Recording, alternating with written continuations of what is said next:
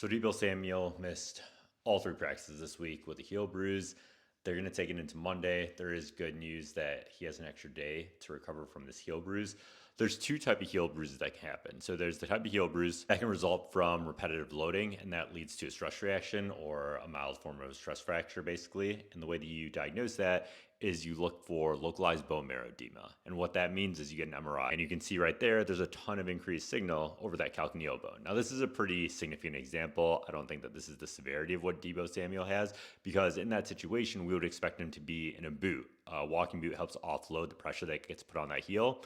But Deebo, as of yesterday at least, was walking without a boot and without a lot of significant limp that I can see at least. So in my opinion, he didn't have a repetitive stress injury, which would be a longer period of absence, about 1 to 2 weeks. I think he had one sudden impact to the heel bone, caused some very superficial bruising. We've talked before about how stress reactions or stress fracture are basically inflammation, so that bone marrow edema, and also bone bruises are injuries to that soft spongy bone in the interior of the bone, not that bony exterior. So what do you do if you have Deebo Samuel? Are you going to wait until Monday after you didn't practice for 3 days? To be honest, I am going to wait until Monday. I do think that there's a good chance that Deebo plays, but you have to have a backup option in place. And what I think is that Luke McCaffrey is only owned in 4% of leagues. And with Terry McLaurin out, if Deebo Samuel's out, Noah Brown's out, there's got to go somewhere with those targets. And I think it's going to be Luke McCaffrey. So I think he's a safe backup bet. And you can roster him and wait for Deebo to hopefully suit up on Monday.